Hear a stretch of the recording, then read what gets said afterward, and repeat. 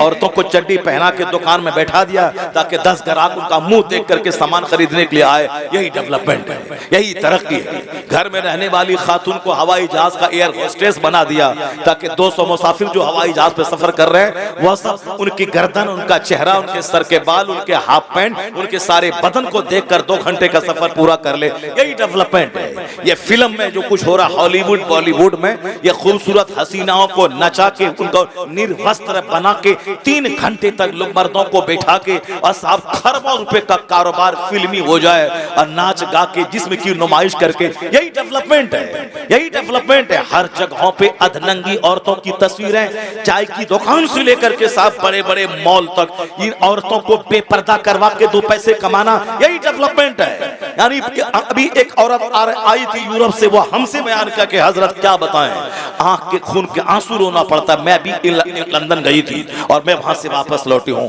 वो बयान किया, मुझसे बयान किया कि हुजूर सिर्फ एक धागा की तरह, जैसे कोई एक कपड़ा लपेटी हुई है, धागा की तरह एक कपड़ा है, बाकी सारा जिस्म नंगा। यानी को बुरा भी नहीं समझने वाला।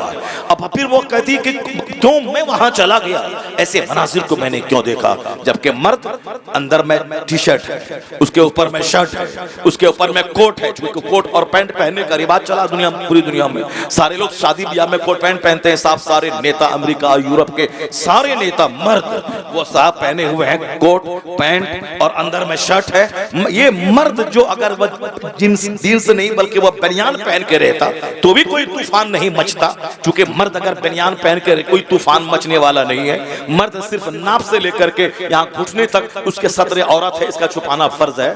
घुटने से नीचे खुला हुआ रहे, कोई हलचल नहीं मचने वाला। नाप से ऊपर भी मर्द का बदन खुला रहे, ना औरतों में कोई हलचल मचने वाली है, ना मर्द में कोई हलचल मचने वाला है। मगर औरतों की पिंडली, औरतों की गर्दन, औरतों का चेहरा, औरतों की पेशानी, उनकी आंखें, उनकी नाक, सारा जिस्म ऐसा है कि जिसको देखने के बाद मर्दों के दिल में हलचल मचता है। इसीलिए पर्दे का कानून है और उसके एक कशिश मर्दों में रख दी गई है। और यह कशिश ही का नतीजा है कि एक भूतनी औरत को आदमी रानी बना के कबूल कर लेता है। उसी कशिश का नतीजा है कि एक औरत जो रहने वाली वो गुजरात की, और वो अपने शौहर के साथ उत्तर प्रदेश के देहात में रह रही है, माँ बाप भाई बहन सारे संसार छोड़ करके इनके साथ रहती है। वही एक कशिश है, एक अट्रैक्शन है दोनों में। और उसका अगर गलत इस्तेमाल हुआ तो ज़िनाकारी का दरवाजा खोलेगा, और उसी का सही इस्तेमाल हुआ निकाह के जरिए फिर घर और समाज की आबादी का एक जबरदस्त जरिया बन जाता है। ये कशिश कुदरती तौर पर कशिश है। भूख लगेगी दाना चाहिए, प्यास लगेगी पानी चाहिए। उसी तरह औरतों की ख्वाहिश है दाने की तरह, पानी की तरह। औरतों को भी मर्दों की ख्वाहिश है दाने की तरह, पानी की तरह। ऐसा नहीं कि भूख लगे और सामने दाना रहे और हम नहीं, दाने की चाहत हमको नहीं है। वो तो मुर्दा से बदतर है कि भूख लगी है, सामने दाना है और खा नहीं रहा है, वो तो मरीज है, बीमार है। उसी तरह मर्द है, सामने औरत निर्वस्त्र खड़ी है और इसके बदन में कोई हलचल नहीं मचे, नहीं कोई फर्क नहीं पड़ता, वो तो नामर्द है, हिजड़े से बदतर है। क्योंकि इंसान जहां है, मर्द जहां है, मर्दानगी जहां है, वहां तो कशिश है, वहां तो औरतों की ख्वाहिश है। उसी ख्वाहिश को सही लगाम देना है, सही रास्ता देना है। शैतान के नाम पे ज़िना होता है, मगर रहमान के नाम पे अगर अजनबी औरत को अपने निकाह में ले लिया गया, उसी का नाम निकाह है। वहां से सवाब का दरवाजा खुलता है, औलाद पैदा होती है, दुनिया के चलने बसने का एक जबरदस्त इंतजाम हो जाता है। इसी हरामकारी को रोकने के लिए निकाह का तरीका है। मगर लोग आज निकाह को बोझ समझ चुके हैं। आज इस तरह ज़मीर मर चुका है आदमी का कि साहब वो हरामकारी चाहत से कर रहा है। आने वाले वक्त में ये सिस्टम भी खत्म हो जाएगा। इसी का नाम दुनिया ने डेवलपमेंट रख दिया। यानी खूब शराब पिए, पानी से ज्यादा तरक्की है, खूब नंगा नाचें, तरक्की है, और शादी ब्याह के नाम पे करोड़ों रुपए को बर्बाद करें, यही डेवलपमेंट है। आधा खाएं, 1000 रुपए की प्लेट, आधा खाएं आधा फेंकें, यही डेवलपमेंट है। वो वक्त आने वाला है। हदीस में आया है कि दाने की इज्जत करो, और रोटी गिरे नीचे तो उसको नीचे से उठा के खा लो। दाने की इज्जत करो, वरना मुस्तफा फरमाते हैं, नाइबे परवरदिगार कहते हैं कि जिस कौम से दाना रूठ जाता है, रोटी रूठ जाती है, दोबारा नहीं आती है। यानी अगर रोटी रूठ गई वो चाहे 50 दरगाहों पे जाके चूतड़ रगड़ के आ जाए, पेशानी रगड़ के आ जाए, नहीं होगी। जब अल्लाह नाराज होता है तो चाहे वो 1 लाख दरगाहों पे जाके पेशान सर पटक के रह जाए, नहीं मुराद पूरी होगी, नहीं उसकी तकदीर का दरवाजा खुलेगा और नहीं खुशहाली आएगी। मैंने बेशुमार लोगों को देखा, शुरू में अजमेर गए, मुराद पूरी हुई, उसके बाद मगरूर हो गए, मालूम है क्या हो, उसके बाद यही हुआ। फिर बाद में जब सजा मिली, ऐसी सजा मिली, 50 बार अजमेर जाता है आता है, कुछ भी नहीं होने वाला है। सब कुछ करने वाला अल्लाह है, अल्लाह ही देने वाला है, अल्लाह ही रोकने वाला है, अल्लाह ही जिल्लत देने वाला है, अल्लाह ही इज्जत देने वाला है, अल्लाह ही हुकूमत देने वाला है, अल्लाह ही हुकूमत छीनने वाला है। ये जो हिंदुस्तान का मुसलमान रोता है कि ये आ गए, वो आ गए, ऐसा हो गया, कुछ नहीं हुआ है। ये हमारे जुर्म की सजा है कि एक जालिम हाकिम मुझ पर मुसल्लत है। मगर जिस दिन मुसलमानों की मस्जिदें आबाद हो गई, मुसलमानों का घर सजदे से आबाद हो गया, जिस दिन मेरा सारा काम अपने पैगंबर के फरमान के मुताबिक होने लगा, यही तो है कि तू मुस्तफा का गुलाम बन जा, अल्लाह तुझे दुनिया का इमाम बना देगा। वअदल्लाहुल्लज़ीना आमनू वअमिलुस सालिहात, ये अल्लाह का वादा है कि अल्लाह हैज प्रॉमिस, अल्लाह ने वादा किया है, अगर तुम ईमान लाए, अच्छा काम किए, जन्नत तो वहां मिलेगी, इस दुनिया में हुकूमत तुझको दे दी जाएगी। वअदल्लाहुल्लज़ीना आमनू वअमिलुस सालिहात लयस्तखलिफन्नहुम फिल अर्द, अल्लाह तुम्हें इस जमीन में बादशाहत अता करेगा। और अल्लाह ने अपना वादा सच्चा करके दिखलाया है। अरब का बकरी चराने वाला, अरब के ऊंट चराने वाले, अरब के खाना बदोश, वह गरीब जो अरब में कोई फसल पैदा नहीं होती थी, मगर मुस्तफा जान रहमत पे जब से उन लोगों ने ईमान लाया, जब से कुरान पाक की तिलावत और कुरान पाक के निजाम को दुनिया में नाफिज करने का जुनून दिमाग पे चढ़ा के अपना अरब छोड़ के अपने वतन से बेवतन हो गए, तालीम कुरान आम करने के लिए रूम चले गए, ईरान चले आए, हिंदुस्तान चले आए। अल्लाह ने ईरान भी दिया, अल्लाह ने रूम भी दिया, अल्लाह ने बेशुमार ममालिक दुनिया में दिए। और आज 1500 साल में आधी दुनिया से ज्यादा हिस्सों पर मुसलमानों को सल्तनत अल्लाह ने दी। आज भी 63 से ज्यादा ममालिक, मोर देन 60 कंट्रीज, 60 ममालिक से ज्यादा ममालिक पे मुसलमानों का कब्जा है, जहां कलमा पढ़ने वाला हुकूमत कर रहा है। आज पूरी दुनिया में मुसलमानों के धमक 200 से ज्यादा ममालिक में मौजूद है। जो अरब से सूरज निकला था, जो अरब के खाना बदोश और बद्दू, वो इस्लाम की खिदमत करने के लिए अपने वतन से बेवतन हो गए। मोहम्मद इब्ने कासिम अरब छोड़ के हिंदुस्तान आ गए, खालिद इब्ने वलीद सैफुल्लाह बन के इस्लाम का काम करने लगे, साद इब्ने वकास अरब छोड़ के रोम की तरफ चले गए। इतने औलिया सालिहीन बुजुर्गाने दीन की मेहनतों ने वो रंग, मेहनतें वो रंग लाई, अल्लाह की खास अता हुई कि पूरी दुनिया पे हुकूमत कायम हो गई, मस्जिदें बनने लगी, मदरसे बनने लगे, खानकाहों की तामीर होने लगी, लाइब्रेरी दुनिया में बनने लगी। आज अगर दुनिया में कॉलेज है, मुसलमानों की देन है। अल्लाह की कसम 500 साल पहले हिंदुस्तान का एक कॉलेज नहीं था, एक यूनिवर्सिटी नहीं थी। अगर थी भी एक यूनिवर्सिटी तो वह बुद्धिस्टों की शिक्षा और दीक्षा का एक केंद्र थी। मगर JNU, AMU, Banaras Hindu university, जितनी भी यूनिवर्सिटी है, सबकी उम्र है 200 साल, 250 साल, 150 साल, 100 साल। इस्लाम 1400 साल पहले जब इस्लाम का सूरज चमका दुनिया में, अरब से वह नूर निकला, तो मालूम है उस वक्त में एक यूनिवर्सिटी दुनिया में नहीं थी, एक कॉलेज दुनिया में नहीं था। लेकिन आज हजारों यूनिवर्सिटीज, लाखों स्कूल, हजारों कॉलेजेस दुनिया में मौजूद है। इसलिए मौजूद हैं कि पैगंबर आजम ने सबसे पहले इल्म हासिल करने का नारा दिया था कि उतलबुल इल्म वलो कान उतलबुल इल्म मिनल महद इलल्लाह, obtain knowledge from the cradle to the grave, obtain knowledge whether you find it in China, acquire knowledge, knowledge is compulsory for every Muslim man and women, knowledge is power, knowledge is life, knowledge is best company। यानी जितनी भी इल्म की फजीलतें आज के दुनियादार हुक्मरां बयान करते हैं कि इल्म ताकत है, इल्म रोशनी है, इल्म जेवर है, इल्म साथी है, इल्म हथियार है, इल्म डेकोरेशन है, इल्म आर्म है, जितनी बातें आज दुनिया के बड़े बड़े पढ़े लिखे लोग करते हैं, वो सारी बातें अपने मन से नहीं गढ़ के वह सारी बातें मुस्तफा ने 1400 साल पहले दुनिया को बता दी है। वो बातें मुस्तफा की हैं और ये अपनी बातें कह के दुनिया वालों के सामने बयान कर रहे हैं। यह एहसान इस्लाम का है, पैगंबर आज़म का है कि आज दुनिया में स्कूल्स हैं, कॉलेजेस हैं और पढ़ने पढ़ाने की बातें हो रही है। यह एहसान मुस्तफा की आमद का है कि आज दुनिया इल्म के नूर से जगमगा रही है। इसको तो मानना पड़ेगा। वो दो चार जलील किस्म के लोग अगर पैगंबर के खिलाफ कुछ बकवास कर रहे हैं, वो जलील अंधे हैं। वो जलील नहीं, उसे मालूम है कि इस्लाम ने क्या दिया। वो आंख बंद करके सूरज का इनकार, वो आंख बंद करके वो कहते हैं कि रात नहीं है, वो आंख बंद करके कहते हैं कि दिन नहीं है। तो अगर कोई किसी पागल कमीने चोटे के कह देने से अगर कि आज सूरज नहीं है तो ऐसा नहीं हो जाएगा कि सूरज नहीं है। अगर कोई खसीस और कोई रजील बोल दे कि जलसे का फायदा नहीं है, उस कमीने के बोलने से इसका नहीं माना जाएगा कि जलसे का फायदा नहीं है। वो रजील, वो खबीस, वो मरदूद क्या जाने। ये एक दरसगाह है जलसा, जहां से हजारों लोगों को दीनी मसाज मिलता है। तुम अगर नहीं नमाजी बने, लाखों लोग वो हैं जो खिताबत सुन सुन के नमाजी बने हैं। अगर तुम दीनदार नहीं बने तो जाओ तुम जहन्नम की आग में जलो।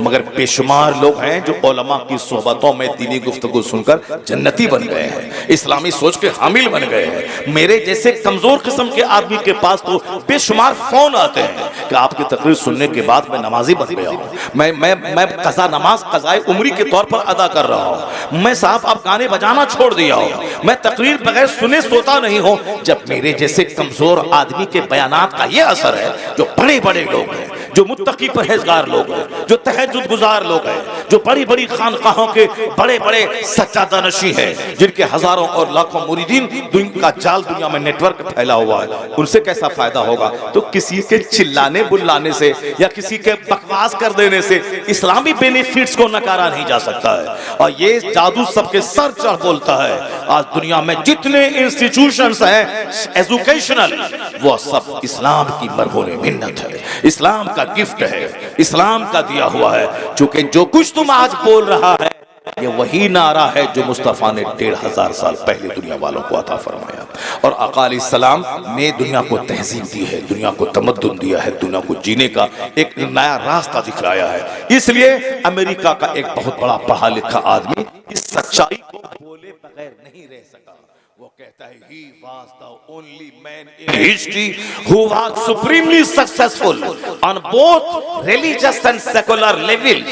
ये कोई हिंदुस्तान का कमजोर पढ़ा लिखा आदमी नहीं है। वो साहब ये दो चार आदमी जो नबी के खिलाफ बोलते हैं, इन जैसे 1 करोड़ को पढ़ा लिखा के इंसान बनाने वाला ये अमेरिका का इतना बड़ा लायर, एडवोकेट, साइंटिस्ट, इतना बड़ा पढ़ा लिखा आदमी वो ये बोल रहा है। ये गली कूचे का गिरा हुआ आदमी कुछ बोलता है, हे मुसलमान, कभी उसकी बात पे कान मत धरना, कभी उसकी बात पे थाने का घेराव मत करना, कभी उसकी बात सुनने के बाद उसको हीरो मत बना देना। ये घंटी बजा के 2 रुपया कमाने वाला ये हीरो बनने के शौक में हमारे पैगंबर के खिलाफ बोलता है और हम उसको हीरो बना देते हैं, हम सड़कों पे आ जाते हैं। बेशुमार लोग हैं जो नमाज के खिलाफ बोल रहे हैं, इस्लाम के खिलाफ बोल रहे हैं, कुरान के खिलाफ बोल रहे हैं। कितना सबकी गर्दन में चादर डाल के तुम मारना शुरू करेगा और सबके सबसे तुम लाई मोल लेगा। सारी बातों का जवाब दुनिया में नहीं है और सबसे लाई मोल नहीं ले सकता। हाँ, अदीब बोलेगा मेरा अदीब जवाब देगा, उनका कोई शायर बोलेगा मेरा शायर जवाब देगा, उनका कोई वैज्ञानिक बोलेगा मेरा वैज्ञानिक उसका जवाब देगा। वो आखिरी टाइम है जब सर से पानी ऊपर हो जाएगा और सिवाय कोई रास्ता नहीं रह जाएगा जिहाद करने के। वो तो आखिरी टाइम है। उस वक्त भी हर आदमी को अपने मन के मुताबिक जिहाद करने का आदेश नहीं है। जुल्म मिटाने के लिए, शिर्क मिटाने के लिए और अपने ईमान को बचाने के लिए वो आखिरी मरहले में जब उसके अलावा कोई चारा न रह जाए तो फिर हमारा जो इमाम है, हमारा जो आलिम है, हमारा जो इस्लामी बादशाह है, हमारा जो रहबर है, उनके आदेश पे वो सब काम होता है। ऐसा नहीं कि निकले मैदान में पत्थर फेंकने लगे, यहाँ देने लगे, वहां देने लगे। अब तो जुलूस निकलवाने में डर लग रहा है कि हम निकालेंगे जुलूस एहतजाज करने के लिए कि वो मेरे पैगंबर को गाली दी है, मुसलमानों को तकलीफ पहुंचाई है, उसको अरेस्ट किया जाए। हम एक लीगल मुतालबा कर रहे हैं। उन्होंने लाख करोड़ मुसलमानों के दिलों को ठेस पहुंचाया है। हम मुतालबा ही कर सकते हैं, ऐसा नहीं कर सकते हैं कि उनके गले में चादर डाल करके जेल में ठूंस दें। नहीं, हम जहां रहते हैं मुतालबा कर सकते हैं। तो हम मुतालबा कर सकते हैं। गाली दिया मुंबई का आदमी और हम सामने वाले पुलिस को क्यों मार रहे हैं, वहां साफ पटरी क्यों उखाड़ रहे हैं, हम क्यों किसी घर में आग लगा रहे हैं। उसके बाद जब पुलिस वाला आता है तो हमारे घर पे नजर चला देता है, हमारे 1000 आदमी को मार देता है, तो उसका जिम्मेदार होगा कौन? उसका जिम्मेदार वही होगा जो बोखला के सामने आया, जो सामने वाले को पत्थर मारा। क्यों मारा? तुम्हारे पैगंबर को गाली दी तो क्या मतलब तुम उसको कत्ल कर देगा?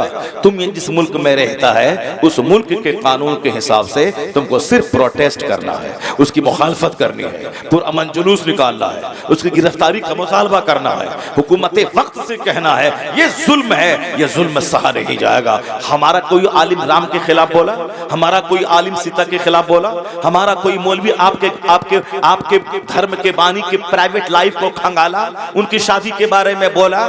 नहीं बोला। तो फिर तुम क्यों बोला? तेरा आदमी क्यों बोला? हमारे पैगंबर की अच्छी बातों को नहीं बोल सकता है?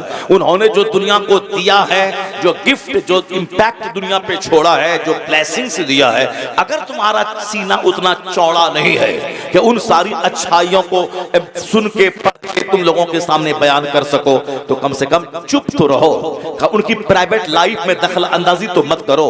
हमारे पैगंबर ने 11 शादी की।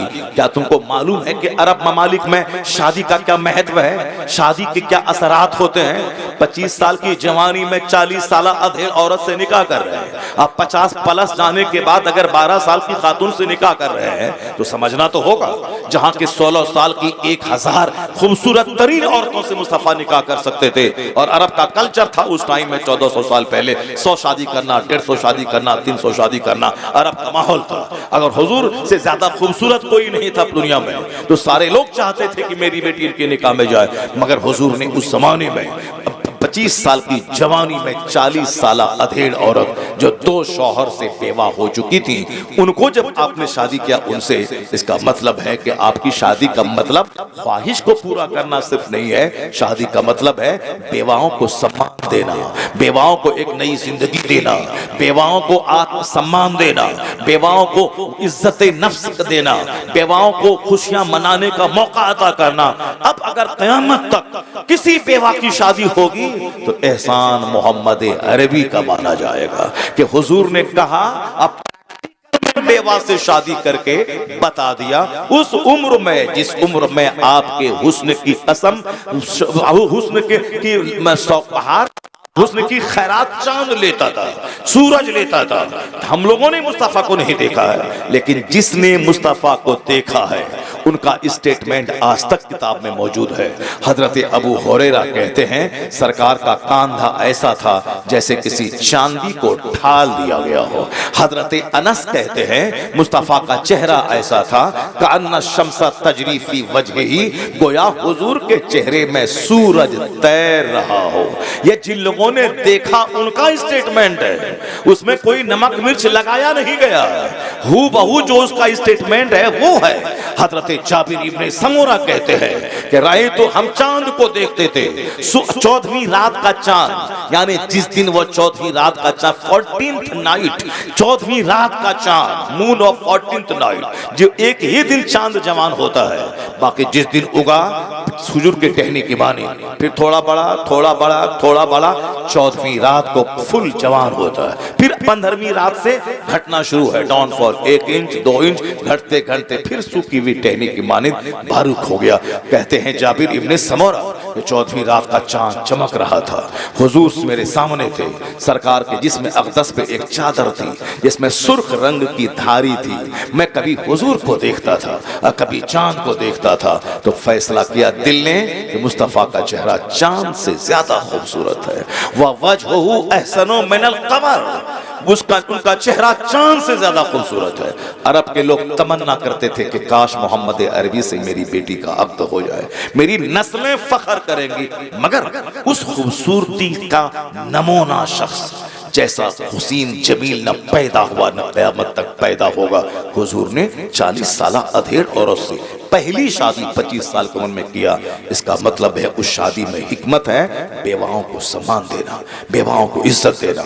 अब अगर वही नबी 50 साल प्लस जाने के बाद अगर 12 साल की खातून से निकाह कर रहे हैं तो फिर ऐसे नहीं देखो तुम्हारे नबी ऐसा कर दिया, ऐसा कर दिया, नहीं नहीं, वहां जब पहली शादी को मिला के समझोगे तब हिकमत समझ में आएगी। जब शादी की तमन्ना थी उस वक्त तो 40 साल अधेड़, और जब 50 प्लस जाने के बाद ऐसे भी ख्वाहिश आदमी की नेचुरली घट जाती है, औरतों की चाहत 50 साल के बाद कम हो जाती है। उस जमाने में 9 साल 12 साल की खातून से सैयदा आयशा रज़ी अल्लाह तआला अन्हा से अक़्द करना, इसका मतलब है जब वहां हिकमत है यहाँ भी हिकमत होती है, यहाँ हिकमत होती है। और कोई मैटर नहीं मिलता है 1400 साल के अंदर में काफिरों, मुशरिकों, इस्लाम के दुश्मनों को, तो ले दे करके इसी शादी के पीछे पड़ा रहता है। सरकार की जितनी बीवियां हैं उन तमाम बीवियों में सारी बीवियां बेवा थी, अक्सर बीवियां बेवा थी या कुछ तलाकशुदा थी। एक बीवी आपकी सिर्फ कुंवारी थी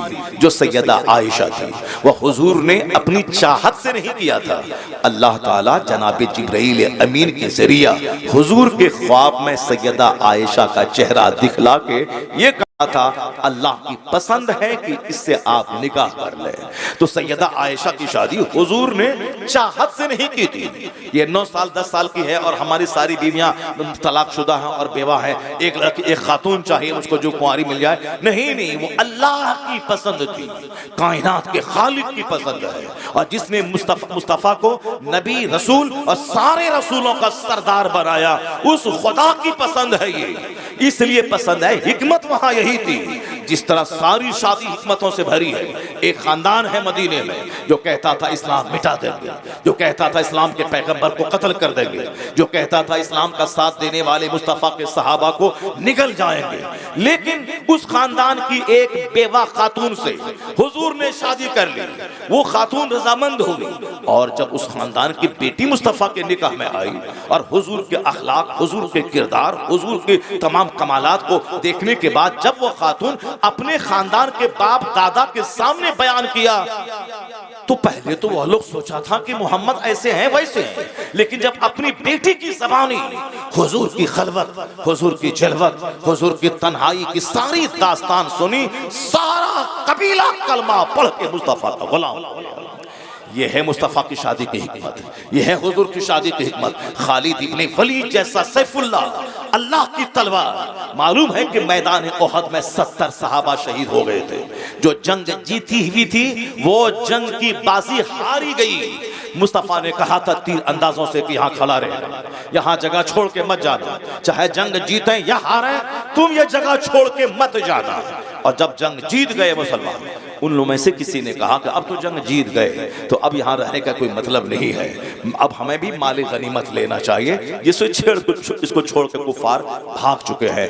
मगर किसी ने मना किया कि हुजूर ने कहा है कि चाहे जंग जीतें या हारें ये जगह नहीं छोड़नी है। मगर लोगों ने अपनी अक्ल से ये समझा कि हुजूर तो दुश्मनों को रोकने के लिए हमको खड़ा किया था ताकि दुश्मन यहाँ से दाखिल ना हो, मगर अब वो बात तो रही नहीं, क्योंकि अब तो जंग जीत चुके हैं हम, इसलिए वह लोग चले गए मैदान जंग। तो वही खालिद इब्ने वलीद थे जो पीछे से घूम करके उसी रास्ते से दोबारा अंदर घुस के वो खतरनाक अटैक किया कि 70 सहाबा शहीद हो गए।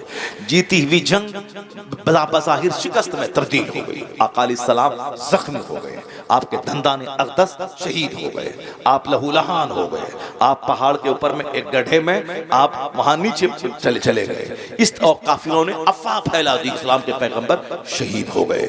वही खालिद इब्ने वलीद जो इतना बड़ा रोल अदा किया था मैदान ओहद में, जब सरकार अलैहिस्सलाम उनकी फूफी हजरत उम्मे मैमूना से जब आपने शादी किया मक्कतुल मुकर्रमा में, तो फिर फूफी जब मुस्तफा के निकाह में चली गई तो और अपनी फूफी की ज़बानी जब सरकार की दास्तान सुनते हैं तो इतना बड़ा कारनामा अंजाम देने वाला काफिरों की तरफ से इतना बड़ा बहादुर वो मुस्तफा के पास आके कलमा पढ़ के मुशर्रफ सैफुल्लाह, अल्लाह की तलवार। ये है मुस्तफा की शादी की बरकत। और आज भी किसी खानदान की दुश्मनी को खत्म करने के लिए शादी एक बहुत बड़ा जरिया है। शादी करने के बाद दुश्मनी दोस्ती में तब्दील हो जाती। हुजूर की सारी शादियां यही इसी हिकमतों से भरी हुई है। सैयदा आयशा वो तो उनके बाप तो मुस्तफ़ा के गुलाम थे, मुस्तफ़ा के दोस्त थे। सफ़र में, हज़र में, मक्का में, मदीना में, बदर में, ओहद में हमेशा बिल्कुल साए की तरह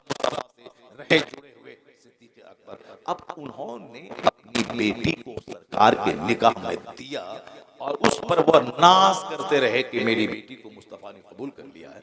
अगर हुजूर जबरन ऐसा करते ख्वाहिश की वजह से तो कभी सिद्दीक अकबर अपनी बेटी को नहीं देते। अब मक्का के उस वक्त के सारे लोग उस निकाह को बुरा समझते, लेकिन न किसी ने बुरा समझा, क्योंकि ऐन फितरत के मुताबिक वो शादी थी।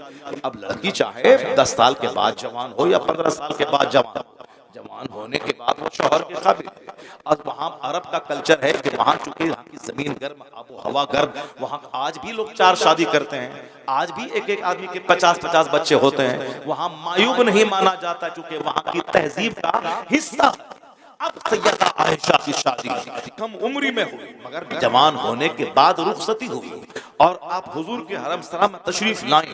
हिकमत यही थी कि सरकार ने हम कयामत तक का पैगाम दिया कि क्या करना है क्या नहीं करना। मर्दों के कानून, उसूल और ज़ाब्ते मस्जिद नबवी के मेंबर से जो आपने कहा, अबू हुरैरा ने नकल किया, अब्दुल्ला इब्ने उमर ने नकल किया, अब्दुल्ला इब्ने मसूद ने उसको याद रखा।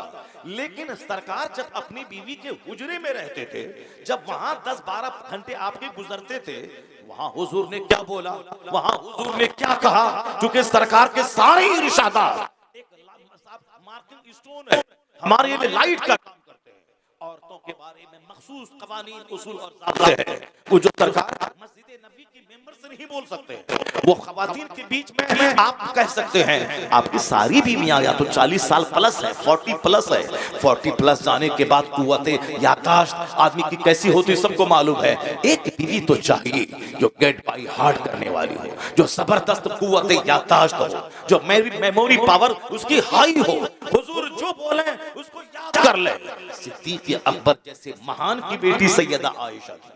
कम उम्री में अरब के तमाम मशहूर शोरा के अशार अरबी के सारे उनको याद थे। अरबी मुहावरात में दस्तरस हासिल थी, कुव्वते यादाश्त गज़ब की थी। जब सरकार के निकाह में आई, हुजूर की एक एक बातों को उन्होंने गेट बाय हार्ट किया, हदीसों को याद किया, सरकार के फरमान को सीने में जगह दिया। और जब हुजूर पर्दा फरमाए, पर्दे में रहकर आप सहाबे कराम को जो एक फकीहा, मुहद्दिसा, आलिमा, मुफस्सिरा बनकर जो पैगाम सुनाना शुरू किया, लोगों ने यही कहा, शरीयत हमारी अधूरी रह जाती अगर मेरी माँ आयशा मुस्तफा के निकाह में नहीं आती। आज मर्दों के कानून वाज़े है, औरतों के कानून वाज़े है। आज अगर शरीयत मुकम्मल है तो एहसान उम्मुल मोमिनीन आयशा सिद्दीक़ा रज़ियल्लाहु ताला तकबीर, नाराए रिसालत, हिकमत है, ये हिकमत है। आका अलैहिस्सलाम की शादी की सारी बातें मुस्तफ़ा की हिकमतों से भरी हुई है, ये बात। मगर ये खबीस, ये रजील, ये मरदूद, ये मुस्तफ़ा के बारे में कैसी कैसी बातें करता है। अब इनकी बातों का जवाब यही है। अमेरिका का डॉक्टर माइकल हार्ट कैसी उन बातों को फैलाई, उसकी बातों को अपने घर की दीवार में लिख ली, उस बातों को अपने स्कूल में लिखी। अगर ये रामगिरी जैसा खबीस नबी के बारे में गलत बोलता है, नुपुर शर्मा जैसी खबीसा बोली, तो अब लड़ने की जरूरत नहीं है, सड़क पे आने की जरूरत नहीं है। ये बताना है कि तेरी औकात तो कुछ नहीं है, मगर जो दुनिया का सबसे बड़ा विद्वान है, जो दुनिया का सबसे बड़ा पढ़ा लिखा आदमी है, उसने मेरे पैगंबर के बारे में क्या कहा। तेरी हैसियत तो कुछ नहीं है, मगर डॉक्टर माइकल हार्ट कहता है, he was the only man in history who was supremely successful on both levels, religious and secular। Mustafa के बारे में डॉक्टर माइकल हार्ट कहते हैं, अमेरिका का सबसे बड़ा पढ़ा लिखा, वो कहते हैं इस रुए जमीन का, इंसानी तवारीख का, ह्यूमन हिस्ट्री का, मानव इतिहास का एक लौता इंसान मोहम्मद अरबी है, जो मजहब और सियासत दोनों सतह पर सबसे ज्यादा कामयाब तरीन शख्स है। He was the only man in history who was supremely successful on both levels, religious and secular।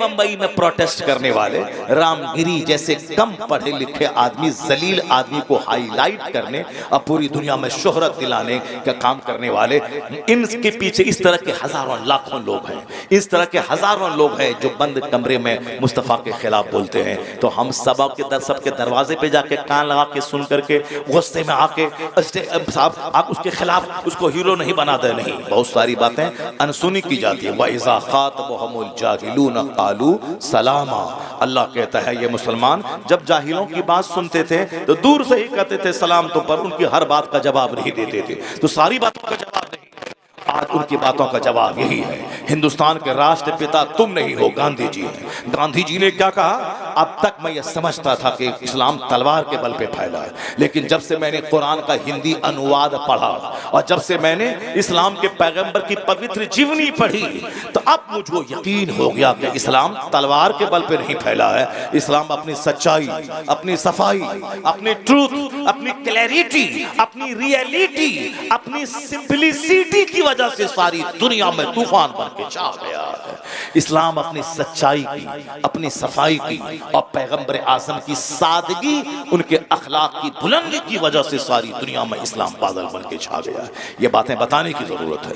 इसी हिंदुस्तान का एक हिंदू डॉक्टर रामकृष्ण राव है, वो गैर मुस्लिम प्रोफेसर है। वो ये घंटी बजाने वाला मंदिर का घंटी बजाने वाला नहीं, ये डासना के मंदिर में जो अति नरसिंहानंद है, जो अपने जोकरों के बीच में हीरो बनने के लिए हमारे पैगंबर के खिलाफ अनाप शनाप बकता है, आज तो उस आदमी का जीना हराम हो जाना चाहिए, उसको जेल में डाल देना चाहिए। ऐसी खतरनाक बातें उन्होंने कह दी हैं जो बात 1400 साल में शायद किसी ने नहीं कही है, मगर उस खबीस मरदूद ने वो खतरनाक बात कह दी। मगर हमारी गवर्नमेंट 40 करोड़ मुसलमानों के जज्बात को नहीं समझ पा रही है, उसे जेल दे देना चाहिए, वरना हम तो उसकी गर्दन में तलवार नहीं चला सकते, हम तो चादर नहीं डाल सकते। बस हमारा दिल जख्मी है, मगर हम इतना कह सकते हैं कि ये घंटा बजाने वाला और दूसरों के दान दक्षिणा पे अपनी जिंदगी गुजारने वाला, ये क्या जाने मुस्तफ़ा कौन है? रामकृष्ण राव हिंदू है, मैसूर यूनिवर्सिटी का प्रोफेसर है। उसने मेरे पैगंबर की शान में एक किताब लिख दी, Muhammad the prophet of Islam. उस किताब का एक चैप्टर में हजारों बार मुसलमानों के सामने बयान किया हूं, सिर्फ इसी शौक में बयान किया हूं कि दो चार लुच्चा लफंगा अगर मुस्तफ़ा के बारे में खिलाफ बोलता है उसके पर कान धरने की जरूरत नहीं है। ये जबरदस्त हिंदू स्कॉलर प्रोफेसर, उसने मेरे पैगंबर के बारे में क्या कहा है, इसको पढ़ने, घर की दीवार में लिखने, स्कूल में लिखने, अपने गैर मुस्लिम लोगों को बताने की जरूरत है कि वो भी तो हिंदू है। इतना बड़ा दानिश्वर पढ़ा लिखा, वो क्या कहता है? वो कहता है the personality of Muhammad, it is most difficult to get into the whole truth of it, only a glimpse of it I can catch, what a dramatic succession of this picturesque scenes, this is Muhammad the prophet, Muhammad the warrior, Muhammad the statesman, Muhammad the orator, Muhammad the saint, Muhammad the just, Muhammad the refuge of orphans, protector of slaves, emancipator of women, all these magnificent roles in these departments of human activities, he is alike a hero। Ramakrishna Rao कहता है जब मैं मुस्तफ़ा के कमालात को पढ़ता हूँ, एक chapter खत्म नहीं होने पाता, उनके कमालात का दूसरा चैप्टर सामने आ जाता है। मैं इसी तरह पढ़ता जाता हूँ, उनकी क्वालिटीज का चैप्टर आता जाता है। वो कहते ये मुस्तफ़ा है, ये मुअल्लिम है मुस्तफ़ा, मुजाहिद है मुस्तफ़ा, जाहिद है मुस्तफ़ा, औरतों की आबरू के मुहाफिज है मुस्तफ़ा, गुलामी की जंजीर से आज़ादी दिलाने वाले हैं मुस्तफ़ा। वो कहते हैं इंसानी जीवन के हर क्षेत्र में जो हमारा नेतृत्व मुस्तफ़ा ने किया है उसको देखकर कहा जा सकता है इस धरती का लाजवाब अबकरी इंसान है मोहम्मद मुस्तफ़ा। नारे तकबीर, नारे तकबीर, नारे रिसालत, इस तरह से मसलके आला हज़रत मुफ्ती बेशुमार बात है। इस तरह से जो हम आपके सामने हम गाहे बयान करते रहते हैं और आज 20-25 साल से हम इस तरह की बातें बयान कर रहे हैं, लोगों को बता रहे हैं कि यूरोप का एक दानिश्वर बोला है, greatness of purpose, smallness of means and astounding result, if there are 3 criteria of human genius who could dare to compare in modern with Muhammad in modern history. उन्होंने क्या कहा? वो यूरोप का एक बड़ा पढ़ा लिखा आदमी वो कहता है कि एक आदमी को बड़ा होने के लिए जिन जिन क्वालिटीज की जरूरत है, जो क्राइटेरिया है किसी आदमी की को जांचने का, ये महानता को जांचने का जो क्राइटेरिया है, वो सारे क्राइटेरिया को ले आओ और जांचो और देखो कौन है जो मोहम्मद अरबी से बड़ा हो सके। वो कहते हैं all standard by which human greatness may be measured, is anyone greater than he? All standard, सारा पैमाना, सारा मेयार, सारी कसौटी ले आओ जिस कसौटी पर एक महान आदमी को जांचा जाता है, उस कसौटी पे जांच पूरी इंसानी तारीख में मुस्तफा का जवाब नहीं मिलेगा, कोई जवाब नहीं मिलेगा। All standards by which human greatness में बी मेजर्ड। ये बातें मैंने आप तक इसलिए पहुंचा दी क्योंकि अभी हिंदुस्तान का माहौल यही है, सारे मुसलमान दुखी हैं। दो चार आदमी ने जो बातें की हैं उसकी वजह से हर जिसके पास का सीना जिंदा है, दिल जिंदा है, वो अंदर से टूटा हुआ है कि क्या करें, कैसे लोग हैं। मैंने आपको बता दिया, एक दो आदमी के रजीलों के बोलने से घबराने की कोई जरूरत नहीं है, बल्कि एक बेशुमार बड़ा चैप्टर है जो दुनिया का बड़ा पढ़ा लिखा आदमी हमारे पैगंबर की तारीफ में रद्दुल लिसान रहता है। अल्लाह तबारक व तआला ने कहा है वरफ़अना लका ज़िक्रक, ए हबीब हमने आपका जिक्र बुलंद कर दिया है। अब जब अल्लाह ने बुलंद कर दिया है तो कौन मुस्तफ़ा के जिक्र को घटा पाएगा। इसलिए अमेरिका में मुस्तफ़ा का नाम, यूरोप के ऐवानों में मुस्तफ़ा का नाम, अगर हजार मुखालफत के बावजूद हर आदमी की ज़बान पे मुस्तफ़ा का नाम वक्त गुजरता जा रहा है। आला हजरत की ज़बानी अगर हम कह दें, ये कह सकते हैं अर्श पे ताज़ा छेड़छाड़, फर्श पे तुरफा धूमधाम, कान जिधर लगाइए तेरी ही दास्तान है, कान जिधर लगाइए तेरी ही दास्तान है। क्या मौलाना साहब, हाँ हाजत से जा रहे हैं? चलिए ठीक है, मेरा भी टाइम पूरा हो गया, 1 घंटा से ज़्यादा हो गया, मगर अब 2-3 बातें सरकार गौसे आज़म रज़ी अल्लाह तआला अन्हु के ताल्लुक़ से मैं आप तक पहुँचा देता हूँ, क्योंकि ये वक्त की ज़रूरत थी, हिंदुस्तान के हालात का तकाज़ा था।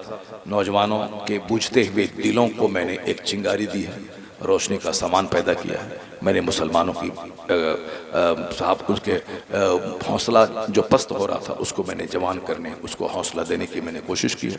NRC के टाइम में भी जब मुसलमान सारे के सारे परेशान थे, उस वक्त भी मैंने एक बयान दिया था और मैंने कहा था चाहे कुछ भी कर ले, नाचे गाएं कूदें, इस्लाम का नाम दबने वाला नहीं है। इस्लाम की वो क्वालिटी मौजूद है, चाहे कोई भी दुश्मनी करे, ये वो दरख्त है जितना भी काटोगे हरा होता चला जाएगा। उस वक़्त में आबादी कितनी थी और आज 40 करोड़ की आबादी हिंदुस्तान में कलमा पढ़ने वालों की है।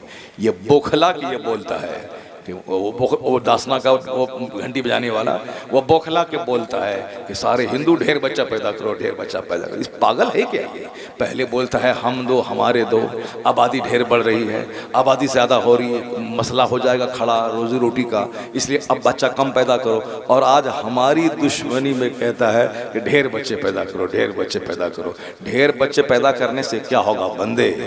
सारी दुनिया का खुदा है जो अपने महबूब का नाम इतना ऊंचा किया है कि कोई दुनिया का हादसा मुस्तफ़ा के नाम को घटा नहीं पाएगा। एक नाम ये मोहम्मद है जो बढ़कर घटा नहीं, वरना हर एक उरूज में पिन्हा ज़वाल है, हर उरूज में पिन्हा ज़वाल है, मगर एक नाम ये मोहम्मद है जिसको कोई ज़वाल ही नहीं है। अभी अगर दुनिया 10,000 साल और बाकी रहेगी तो 10,000 साल में मुस्तफ़ा का कलमा पढ़ने वाला अभी 200 करोड़ है। अगर दुनिया 10,000 साल 2,000 साल और आगे बढ़ी, यह 200 करोड़ की तादाद 1,000 करोड़ में बदल जाएगी। और मुझे यकीन कामिल हासिल है, चूँकि अल्लाह ने महबूब का जिक्र इतना बुलंद किया है कि बाद अज खुदा बुजुर्ग तो किस्सा मुख्तसर, अल्लाह के बाद अगर कोई सबसे बड़ा है मुस्तफ़ा की ज़ात गिरामी। सरकार गौसे आज़म की कहानी बहुत सुने होंगे आप। गौसे आज़म 12 साल की डूबी कश्ती निकाल दिया, गौसे आज़म ने मरी हुई मुर्गी को जिंदा कर दिया। यही करामत ही हम लोग सुनते रहते हैं। गौसे आज़म की ज़िंदगी से नूर मिलता है, गौसे आज़म की ज़िंदगी से हौसला मिलता है। गौसे आज़म की ज़िंदगी से हौसला कैसे मिलता है? हुजूर की ज़िंदगी की एक चैप्टर जो मैं बयान करना चाह रहा था, बातें इधर चली गई, तो अब एक चैप्टर में बयान करता हूँ। आज हमारे घर में कोई बच्चा मर जाता है, जरा गौर कीजिए, समाज का हाल देखिए, कहाँ हम हैं। सिर्फ नाम जबान से है, बाकी प्रैक्टिकल में सब फेल है। कोई क्रिकेटर को लेके बैठा है, कोई फिल्म के एक्टर को लेके बैठा है, कोई नेता को लेके बैठा है, कोई किसी को लेके बैठा है, यानी अपना रहनुमा के तौर पर कि किसके लिबास का जो रंग है उस रंग को हम पहने। लड़का लड़की के रंग को लेके चल रहा है, लड़की बाल कटा के लड़का बनना चाह रही है, लड़का बाल लंबा बढ़ा के रबड़ लगा के लड़की बनना चाह रहा है। सारा काम उल्टा पुल्टा दुनिया में हो रहा है। तो जो उल्टा पुल्टा करता हो ये हमारे लिए मॉडल बन पाएगा क्या? ये हमारे लिए मॉडल बन पाएगा? जो नाच के 2 रुपया कमाता है फिल्म में, वो हमारा मॉडल बन पाएगा क्या? हम उसके बाल रखने में नकल करें, कपड़ा पहनने में नकल करें? हमारा बच्चा अगर उनकी तरह बाल रख रहा है, अगर हाथ में धागा पहन रहा है, अगर वो पाँव में कड़ा पहन रहा है, तो ऐसा नहीं है कि ये हमारा बच्चा जान नहीं रहा है उनको। वो तो नाच के 2 पैसा कमाता है। वो तुम्हारे लिए कैसे मॉडल बनेगा कि उनका हेयर स्टाइल तुम अपना लो, उनका लिबास का स्टाइल तुम अपना लो? नहीं नहीं, मोहम्मदी हो, मोहम्मदी बन जा। मुस्तफ़ा का लिबास, मुस्तफ़ा का पसंदीदा कलर, मुस्तफ़ा का हेयर स्टाइल। अकाली सलाम जो बाल रखते थे जुल्फ, वह जुल्फ का कोई जवाब नहीं है। सरकार का जुल्फ जब बढ़ जाता कांधे तक हो जाता, कान की लौ तक रहता, पूरे सर में बराबर बाल रखते थे। आज भी जिनके सर में बराबर बाल रहता है और वह बाल आधा कांधा तक रहे, इतना हसीन वो लगता है कि कोई जवाब उसका नहीं है। या ये जोकर की तरफ बाल चारों तरफ मूंड लिया, अब बीच में थोड़ा बाल बढ़ा लिया, या देखने में भी बड़ा अजीब सा लगता है। लोग रख लेते हैं अलग बात है, मगर देखने में अजीब लगता है, जोकर की तरह लगता है। लेकिन अगर पूरे सर में बराबर बाल है और जुल्फ है यहाँ तक, वो जुल्फ देखने में कितना खूबसूरत लगता है। चाहे कपड़े का 1000 कलर दुनिया में हो जाए, लेकिन व्हाइट का कोई जवाब नहीं है दुनिया में। न व्हाइट कलर का पेंट का जवाब है, न व्हाइट कलर के कार की जवाब है। भले ही आज ब्लैक कलर चला हुआ है, मगर थोड़ी सी धूल जमी तो कार की जैसी की तैसी हो जाती है। चाहे वो फॉर्च्यूनर रहे, चाहे वो साहब इनोवा क्रिस्टा रहे, चाहे वो साहब महिंद्रा कंपनी की स्कॉर्पियो एन क्यों न रहे, कोई भी गाड़ी है, ब्लैक कलर की गाड़ी थोड़ी सी धूल चढ़ी वो बदसूरत होती। मगर व्हाइट चाहे 50 दिन उस पर धूल जम जाए, मगर उसके बावजूद भी उसका व्हाइट की कलर की वजह से वो गाड़ी चमकती रहती है। व्हाइट का कपड़ा, व्हाइट कलर, क्योंकि व्हाइट मुस्तफा का पसंदीदा रंग है। सुभान अल्लाह। यही वजह है कि आज उस रंग को अमेरिका पसंद करता है, वो रंग फिल्म का हीरो पसंद करता है, वो रंग एक बड़ा लीडर पसंद करता है, वो रंग सबकी पसंद है। वो जो उस रंग में हुस्न है, उस रंग में सादगी है, क्योंकि वो मुस्तफा की पसंद है। मेडिकल पॉइंट ऑफ व्यू से कहते हैं कि जो लौकी कद्दू है, इसमें ये इस कदर डाइजेस्टिव है कि चाहे जिसके 1000 गैस्ट्रिक हो, मगर वो बिल्कुल जूद हजम है, जल्दी हजम हो जाने वाली वो चीज है। क्यों? वो गोश्त में डालें तो गोश्त लाजवाब, कद्दू को जिस मछली में डालें, गोश्त में डालें, साग में डालें, आलू में डालें, दाल में डालें, जिसमें डालें जवाब नहीं उसका, सब कुछ लाजवाब है। क्यों? इसलिए कि वो लाजवाब मुस्तफा की पसंद है, वो लाजवाब मुस्तफा की पसंद है वो।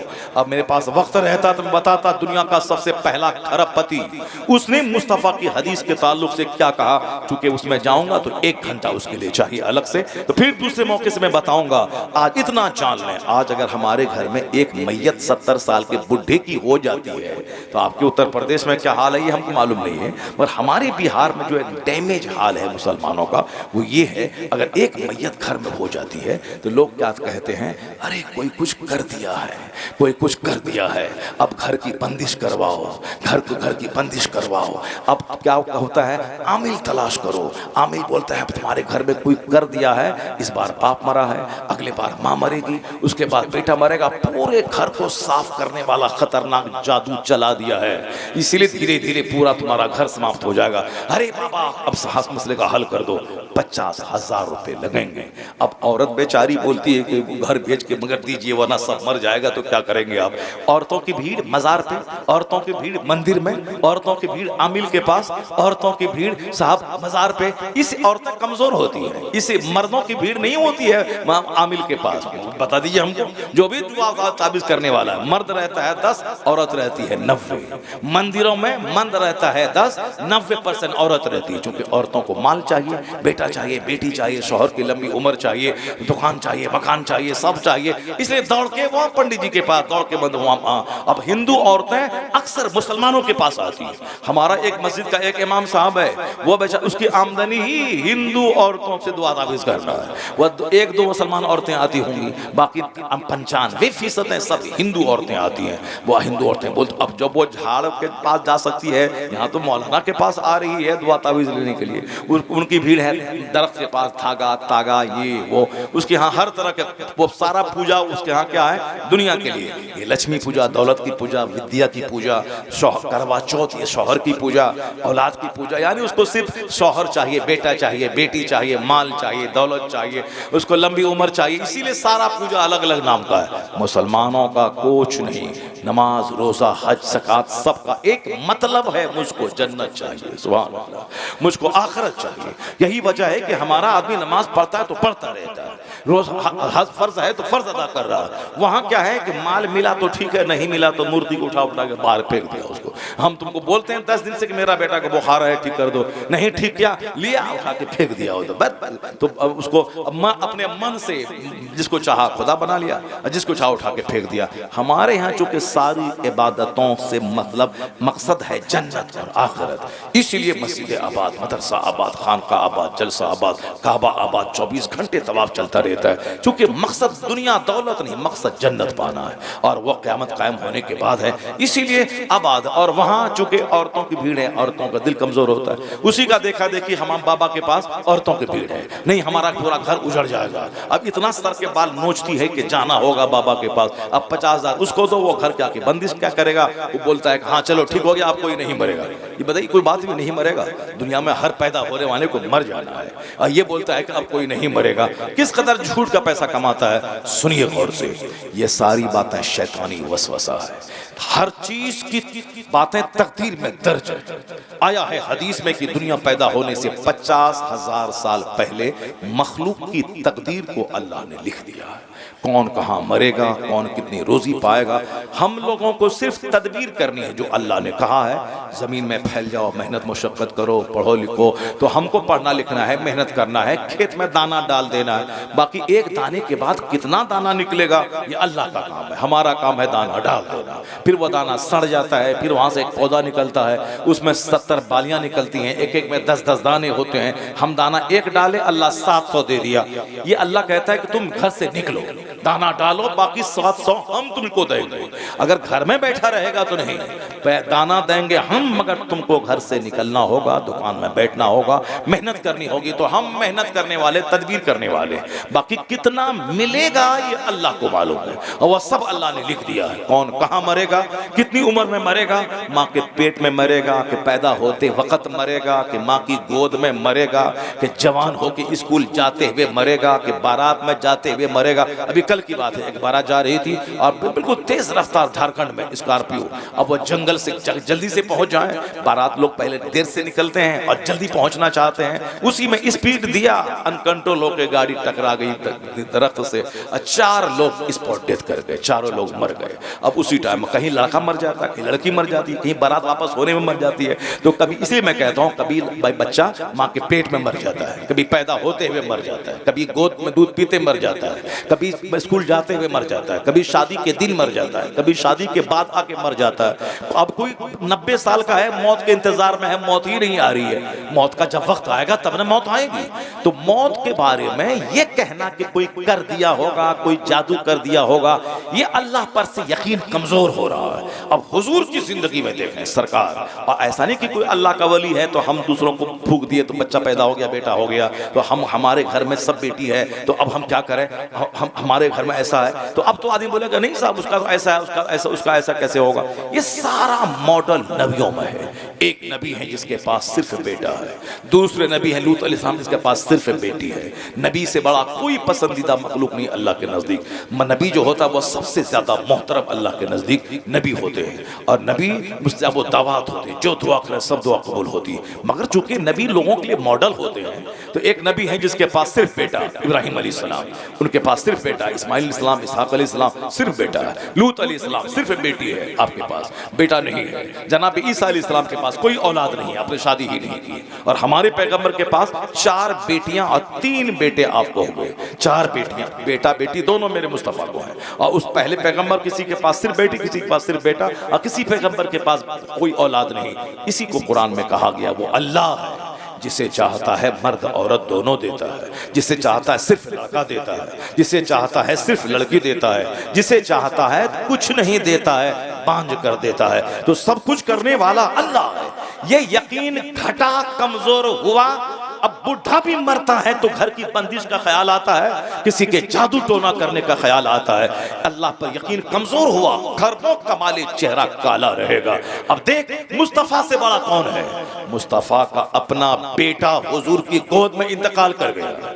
सरकार दो जहां की आंख आंसू बहा रही है, मगर हुजूर ने क्या कहा? ए इब्राहिम, आपके बेटे का इब्राहिम था, जबकि हुजूर बहुत प्यार करते थे उससे, घंटों गोद में लेके रखते थे, उसे प्यार करते, पेशानी चूमते। और जो औरत दूध पिलाती थी उनके घर में जाते थे, उनका घर में लोहे का कारोबार होता था। सरकार नफीस तबीयत के मालिक थे, मगर उसी धुएं में बहुत देर तक बैठकर अपने बेटे से प्यार करते थे और फिर वहां से अब आ जाते थे। इतनी मोहब्बत थी, मगर इंतकाल हो गए। इंतकाल के बाद हुजूर ने नहीं कहा कि फूंक मारा ताकि जिंदा हो जाए दोबारा, नहीं नहीं, बल्कि मुस्तफा क्या कहते हैं? ए इब्राहिम, मैं तेरी जुदाई से मगमूम हूं, मैं मगमूम हूं, मैं गम है और आंख आंसू बहा रही है। वह तब की आईनी, मेरी आंख आंसू बहा रही है, मैं तेरी जुदाई से मगमूम हूं, मगर मैं ऐसा कुछ नहीं कहूंगा जिससे मेरा खुदा नाराज हो जाए। मेरा दिल अल्लाह के फैसले पर मुतमईन है।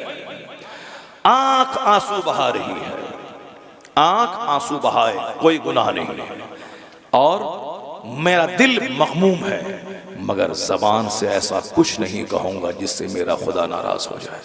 अल्लाह का जो फैसला है मैं उस पर राजी हूँ। जब मुस्तफ़ा जाने रहमत, जो मुर्दों को जिंदा करने वाले, उनका अपना बेटा जब इंतकाल कर गया, और तो फिर हमारा बेटा अगर मर जाए, हमारे बाप अगर मर जाए, तो फिर 10 दरवाजे पे जाके दुआ तावीज़ करवाना, रोना पीटना, सर के बाल निचोड़ नोचना, गरीबान फाड़ना, फिर 10 दिन के बाद इत्मीनान होकर के लगा जैसे कोई माँ ही नहीं मरी, कोई बेटा ही नहीं मरा।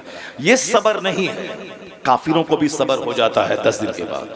इन्नमा सब्र इंद सदमतिल ऊला, सब्र है जब मुसीबत का पहला झटका आता है। The true patience only when the calamities first strike, यानी जब मुसीबतें, कैलेमिटी, सफरिंग्स, डिफिकल्टीज जब हमला करती है, तो ट्रू पेशेंस, सच्चा सब्र है कि उसके पहले झटके के वक्त में सब्र किया जाए। वरना रोने पीटने के बाद तो सबको सब्र हो जाता है, बाद में पहले अल्लाह को गाली बक दिया, ऐसा नहीं करना चाहिए, और फिर बाद में कान पकड़ के तौबा करके सब्र हो जाता है। तो ये नहीं है कि मुसीबत देख के कुफ्र भाग जाए। मुस्तफ़ा से जितनी मोहब्बत पुख्ता होगी तो हुजूर की जिंदगी से नूर हासिल होगा। कि जब नबी का अपना बेटा इंतकाल किया और हुजूर फैसले पे मुतमईन रहे, कुछ नहीं कहा, तो हमारे घर में भी कोई मैयत होती हो तो हमें तकदीर पर राजी रहना चाहिए। और ये मुस्तफ़ा से नूर सबसे ज्यादा हासिल किया कौन? सरकार गौसे आज़म रज़ी अल्लाह ताला। हम लोगों ने तो गौसे पाक की कहानी को मालिदा, तोशा, लंगर, ये सब कहानी बना दिया। गौसे पाक की कहानी को लंगर, तोशा, मालिदा, फातिहा, ये सब कहानी बना दी। फातिहा चीज है, मगर वो लंगर, तोशा, लोबान, अगरबत्ती कितने बड़े हैं हमारे रहबर और रहनुमा, जिसने दीन को जिंदगी दे दी, जिन्होंने अपनी ख्वाहिशात को मार दिया। 40 साल तक इशा के वजू से फजर की नमाज अदा की। वो हमारे गौसे आजम, आलिम, फाजिल, मुफ्ती, कारी सब बने। 25 साल दरियाओं में दरख्त के पत्तों को खाकर आपने अल्लाह की इबादत की। ये सारी बातें छोड़ करके वो कश्ती डूबी, ये वो लेके बैठे, करामत लेके बैठे। उनका कैरेक्टर, उनकी इस्तिकामत, उनका नूर निकली। अब जरा इसी ताल्लुक से सुनिए, गौसे आजम तकरीर कर रहे हैं। 70,000 का मजमा होता था, 400 मौलाना तकरीर नोट करने के लिए महफिल में होते थे। 400 मौलाना दवात कलम लेके तकरीर को नोट करने वाले रहते थे। 70,000 का मजमा होता था, कई डेड बॉडी मजलिस से निकलती थी। गौसे आजम तकरीर कर रहे हैं, एक शख्स आके बोला, हुजूर आपके बेटे का इंतकाल हो गया है। आपने कहा इन्ना लिल्लाहि व इन्ना इलैहि राजिऊन। तकरीर चालू है। ये बताइए हमारे जैसा आदमी कर पाएगा? ऐसा कोई कर पाएगा? नहीं नहीं। जहाँ मरने की खबर मिलेगी तो आदमी तो खुद ही मर जाता है, जो आदमी बहुत कमज़ोर किस्म का आदमी, बेटे की मौत की खबर सुनने के बाद। गौसे आजम तकरीर चालू है कि फिर थोड़ी देर के बाद किसी ने आके बोला, हुजूर जनाजा तैयार है। आप मेंबर से नीचे उतरे, नमाज पढ़ा दी। किसी दिन कहा, हुजूर बच्चे के मरने के बाद तो माँ बाप का सीना गम से चूर हो जाता है और आप पर कोई असर मौत का आपके बेटे का नहीं हुआ। गौसे आजम ने 4 शादी की थी, 49 औलाद, 49 औलाद। हम लोग एक बीवी में मार था, तलाक, तकरार, साहब छोड़ा छोड़ी, पंचायती सब एक बीवी में, और यहाँ 4 शादी की, कोई लड़ाई नहीं। 2 बेटे में कॉप्टी, ऑपरेशन, एबॉर्शन, दवाई, इंजेक्शन, ताकि हमल ना ठहरे। जब हमल ठहरने का इतना डर है तो ये भी तो कर ले कि हम 5 महीने तक बीवी के पास नहीं जाएंगे। इस पर कंट्रोल नहीं। कॉप्टी, इंजेक्शन, एबॉर्शन, मेडिसिन, जब औलाद से डर है तो फिर सोबत क्यों करता है? सोबत मत करो, एक साथ रहो, सोबत मत करो। इससे सोबत भी करता है और औलाद से भी डर है, जबकि यकीन कमजोर हुआ इसीलिए से। अब कॉप्टी, इंजेक्शन, ये गौसे आजम को 49 औलाद हुई, मगर कभी चेहरा आपका हल्का नहीं हुआ कि बच्चों को कहां से खिलाएंगे, क्योंकि आपको मालूम था वमन यतवक्कल अलल्लाह फहुव हस्बुह, जो अल्लाह पे भरोसा करता है अल्लाह उसके लिए काफी हो जाता है। अल्लाह पर यकीन कमजोर हुआ, करोड़ों कमाने के बाद भिखारी। अल्लाह पर मजबूत यकीन था, एक धूर जमीन नहीं है, फिर भी चेहरा बादशाहों जैसा खिला रहता था, और अल्लाह रोजी सबको देता था। मालिक तो अल्लाह ही है, बंदा क्या करेगा? कुछ नहीं कर। बंदा तो एक नापाक कतरे से पैदा हुआ है, कमजोरी का पुतला है, ये क्या कर सकता है? जरा गौर से सुनिएगा। गौसे आजम से कहा हुजूर बच्चा के मरने के बाद तो लोग परेशान हो जाते हैं, आपके बच्चे के मरने की खबर मिली, इन्ना लिल्लाहि व इन्ना इलैहि राजिऊन, जनाजे की नमाज आपने पढ़ा दी, आखिर ये क्या है? समझ में नहीं आया। गौसे आजम का जवाब सुनिए। गौसे आजम के इस जवाब से हमारे लिए नूर है, हमारे लिए रोशनी है। बुजुर्गान दीन इसीलिए होते हैं ताकि उनकी जिंदगी बयान करके हम अपनी जिंदगी को चमकाएं, मुसीबतों में ढारस बंधाने के लिए उनसे रोशनी हासिल करें। इसीलिए मुस्तफा ने कहा था, मैं कब्रों की ज़ियारत से तुझको रोका था, अब कहता हूं जाओ कब्र की ज़ियारत करो। क्यों? इसलिए कि ताकि आखिरत की याद आएगी, दुनिया की चाहत घटेगी। कुन्तु नहीतुकुम अन ज़ियारतिल क़ुबूर, मैंने तुमको उस खबरों की ज़ियारत से रोका था, मगर अब कहता हूं फज़ूरुहा, ज़ियारत करो। क्यों? फ़इन्नहा तुज़हिदु फ़िद दुनिया व तुज़क्किरुल आखिरा, इसलिए कि कब्रों की ज़ियारत से आखिरत याद आएगी, दुनिया की चाहत घटेगी। और हमने क्या सलूक किया कब्र के साथ? मिन्नत का धागा, मिन्नत का ताला, मिन्नत का लोहमान, मिन्नत का ये। वहां जिसने दुनिया की चाहत घटाने के लिए हुजूर ने कहा था कि जाओ वहां, और दुनिया पाने के लिए मज़ारात भीड़ लगी, मस्जिदें वीरान हैं, मज़ार पे 5 करोड़ लोग हैं, वो सब के सब दुनियादार हैं, माल के लिए अजमेर गए हैं। वरना अगर जन्नत के तलबगार होते तो मस्जिद में आते, मस्जिद में 5 टाइम नमाज पढ़ते। मज़ार पे क्यों गए? मज़ार पे गए दुनिया चाहिए, मटेरियल माल चाहिए। वहां जाने के बाद मुराद वो सब दुनियादार हैं जो मज़ारों पे भीड़ लगाते हैं, बाकी जो दीनदार हैं वो तो मस्जिदों में भीड़ लगाते हैं। अब फुर्सत मिली तो कभी और दुनिया की चाहत खटाने के लिए अल्लाह के वली के आस्थाने पे दूसरे वक्त में जाके हाजिरी देते हैं। गौसे आजम ने क्या कहा? बस सुनिए गौर से, तकरीर खत्म। सरकार गौसे आजम ने कहा कि सुनो जी, सुनो, हमारे घर में जब भी कोई बच्चा पैदा होता है, मैं ये समझ लेता हूं कि हर पैदा होने वाला मरने के लिए ही पैदा होता है। सुभान अल्लाह नहीं बोलेंगे आप लोग? आप लोग तो ऐसे खामोश सुन रहे हैं जैसे कोई 4 घंटा तकरीर करना पड़ेगा हमको। माशाअल्लाह, क्या बात है, जबरदस्त जबरदस्त जबरदस्त। मगर चूंकि मेरे पास टाइम है नहीं, इसलिए मैं अभी भी मैं लेट हो रहा हूँ। अभी मैं 5 मिनट भी ज्यादा लेट अगर मैंने किया, 1:06 हो गए, हमको पहुंचना जरूरी है वहाँ पे। फिर भी 1.5 घंटा तो बोल ही चुका हूँ, मगर 1.5 घंटा बोलने से यहाँ सुकून नहीं मिलता है। जब तक 2, 2.5, 3 घंटा ना हो तब तक तो मज़ा नहीं मिलता है। मगर आज चाहे सुकून मिले ना मिले, मुझको अभी फौरी छोड़ देना है। अब बस इसी आखिरी पॉइंट, बहुत बड़ा पॉइंट, जबरदस्त पॉइंट, दुआ तावीज़ करने वाला करोड़ों में खेल रहा है, बुखारी शरीफ पढ़ाने वाला बेचारा 10,000 में लटका हुआ है, जबकि करोड़ों में इनको खेलना चाहिए जो हदीस रसूल पढ़ा रहा है। मगर चूंकि यहाँ दुआ तावीज़ नहीं है, इसीलिए अब वहाँ जाहिल जो तावीज़ लिखना भी नहीं जानता है, मुसाफिर पे चल रहा है, तो कौन बुखारी शरीफ पढ़ेगा? 8 घंटे दिमाग चलाएगा। चलो तावीज़ लिखने के लिए सीखो, ट्रेनिंग करो, और जगह पे जगह दुकान खोलो और झूठ का कारोबार करो। जादू है, काला जादू है, कुछ नहीं है। जब तक झूठ नहीं बोलेगा पैसा नहीं मिलेगा, इसलिए झूठ बोलो, पैसा कमाओ, मरने के बाद जहन्नम जाओ और तुमको बेवकूफ बनाओ। जरा गौर से सुनिए, गौसे आजम के पास क्या हुआ? बेटा मर गया, फिर जनाजा हाजिर है, गए नमाज पढ़ा दिया। पूछा मुरीद ने, हुजूर ये क्या है? हाँ, आज उनके मरने की खबर सुनने के बाद क्या मैं गमगीन हो जाऊं? जिस दिन मेरे घर में कोई बच्चा पैदा होता है, मैं ये समझ लेता हूं कि मरने के लिए ही पैदा हुआ है। मरने के लिए ही पैदा हुआ है। बात बिल्कुल 100% सही है। हर पैदा होने वाला मरने के लिए ही पैदा हुआ है। तो जिस दिन पैदा हुआ उसी दिन मैंने उसको मुर्दा समझ लिया है। तो आज मरने की खबर सुनने के बाद क्या मैं गमगीन हो जाऊं? ये है इस्लामी सोच। ये है अल्लाह से मोहब्बत औलाद से ज्यादा, अल्लाह से मोहब्बत सारी दुनिया से ज्यादा, हुजूर से मोहब्बत माँ बाप से ज्यादा, औलाद से ज्यादा। ये है प्रैक्टिकल। औलाद से ज्यादा मुस्तफा के पैगाम से मोहब्बत, हुजूर की तालीम से मोहब्बत, अपने दीन से मोहब्बत। ये क्या है? मतलब के लिए ढोंग रचा लिया, जुब्बा पगड़ी, मतलब के लिए ईद के दिन साहब लंबा कुर्ता पैजामा ईदगाह, बाकी सारा कारोबार फिल्मी, सारा कारोबार काफिरों जैसा। बर्थडे पार्टी, शादी ब्याह, वलीमा, खतना, अकीका, घर बनाना, गाड़ी खरीदना, सब काफिरों जैसा। जन्नत आखिरत कभी याद नहीं करना है। लंगरे गौसिया है तो खाने के लिए भीड़ लगती है। गौस पाक की मोहब्बत में कौन जाता है? जो गौसे पाक की मोहब्बत करेगा वही 11वीं के दिन बिरयानी लेके नहीं बैठेगा। अगर लेके बैठा भी तो यही बोलेगा, मेरा गौस 40 सिक्के सोने के डकैतों को दे दिया मगर ज़बान पे झूठ नहीं लाया।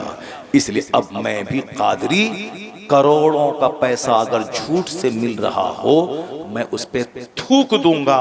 सच का 1 टाका झूठ के करोड़ों रुपए से बेहतर समझ लूंगा।